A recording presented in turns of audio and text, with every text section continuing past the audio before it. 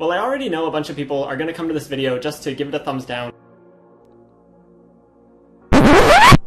Hello ladies and gentlemen, and guess who's back? That's right, it's me, Data. If you do remember me, I am back. I've been gone for a bit, but I'm trying to get back into it now. So let's get back into it with a good video by Riley J. Dennis, shall we? Let's get on with it. And leave a nasty comment without even watching it. Alright, I'll play dice. Let's see what you have to say. Let's see your quote proof of the fact that there are two more genders. I'd love to see this. Let's go ahead, let's hear what you have to say. So if you are one of those people, I would challenge you to actually try listening to what I have to say. Basically, non-binary genders are real. Okay, this is the point I'm going to get around, and I'm not going to try and do it by being mean or sarcastic to you throughout this entire video. I might be once or twice, just for a little bit of fun for my audience, but here's my main point. To quote Carl Sagan, extraordinary claims require extraordinary evidence. You yourself are an atheist, and I should hope you believe in this principle, but here you are bringing out all this rhetoric without any evidence. I'm sure this video, maybe it will present to me grave evidence, however, I thoroughly doubt it. But plenty of people out there still believe that they're not. Belief requires trust or faith, of which I don't have. Rather, I have evidence, as opposed to you, who doesn't have any evidence. I'm trying to create a parallel between your argument and religious people, and my argument and atheists. Who has a non-binary gender is neither strictly a binary man or a binary woman. They might be somewhere in between, their gender might be more fluid, or they might reject the concept of gender entirely. Here's the thing, you can't throw away something like gender. Gender exists, alright? And that's a fact.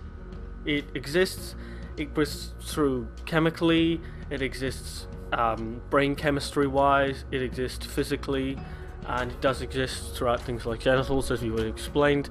And you can't just expect me to, well, these people seem to have the belief that it doesn't, and that's what I'm trying to say. They have the belief that it doesn't, when it does exist, and we have every scientific reason to believe that it does.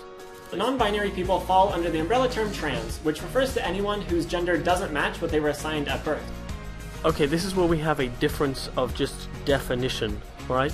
You're saying that people who are transgender or trans, don't always fall with their assigned gender. Now, I'm pretty sure that the definition of trans is someone who was born a certain sex who decides to transition into another one. Why are you changing the definition of that word to apply to other non-binary and other people? Why can't we just use the word as it is? So for example, a woman who was assigned male at birth would be a binary trans woman, but a non-binary person can also be assigned female at birth. The opposite of this is cis or cisgender, which would be someone who was assigned male at birth and identifies as a man. So when I use the term trans, I mean binary transgender people as well as non-binary people, really anyone who isn't cis. And once again, different things. Why you change the definition of word? People who try to say that this isn't a legitimate thing are just wrong.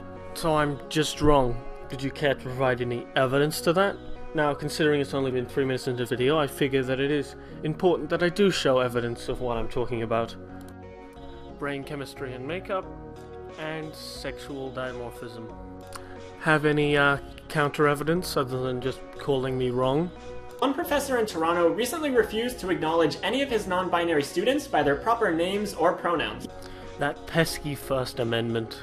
He said that when people deviate from the norm, they shouldn't be welcomed with open arms, but tolerated without too much aggression. This is a university professor basically saying, you're lucky that your gender doesn't make me aggressive towards you. Oh yeah, I remember that event. Oh yeah, I remember just how peaceful you guys were. In fact, the only thing of violence... Oh, I think I have a clip of it. Let's play it right now.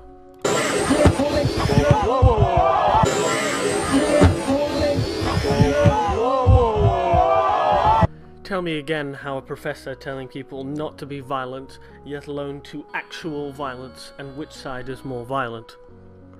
Ew. Ew. And this guy isn't the only one. Most people who make response videos to mine can't seem to resist the temptation to throw in some ad hominem insults towards me, usually saying that my non-binary gender doesn't exist.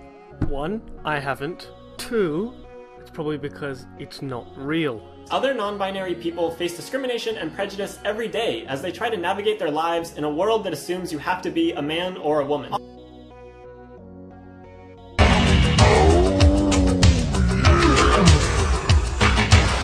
main thing I hear people cite to deny our existence is science. They No! These are for science! Science! say that you either have male parts or female parts. As someone who genuinely loves science, it sucks to see people trying to use it to erase the existence of others. Here's the thing, Riley. Literally 99.99% of all people are born strictly just male or strictly just female. That's it. You keep trying to make it bigger, but it really isn't. And for those small group of people, sure, they should try and find the group they fit into. I totally agree, but you trying to make up all these things, does that really help them? Especially when there is plenty of science to suggest the opposite. So here are 3 steps to acknowledging the existence of non-binary people. You might as well just tell me the 3 steps towards God at this point. You haven't proven it, mate. You're giving me things to do to be within your ideology, but I'm not a member of your ideology, and you have to prove to me that your ideas are correct, and you haven't. Step number 1, recognize that sex and gender are not the same thing. You know that the idea of gender, the one he's talking about, was actually created by a man who found a boy who was born without a penis, and he made him live as a female, and he ended up killing himself. But let's take that definition, let's take that word, and yeah, good luck standing on that leg. Sex is not gender. Gender is not sex. If you can't accept this basic fact... Alright, fine then. Gender is some person's view or vision of themselves. So I'm just gonna start referring to people by their sex.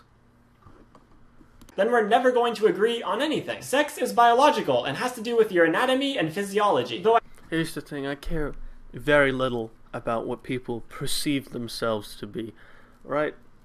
I just care about what they are. It's not my job to live out your fantasy in this reality. I hope you enjoyed this video. Peace out.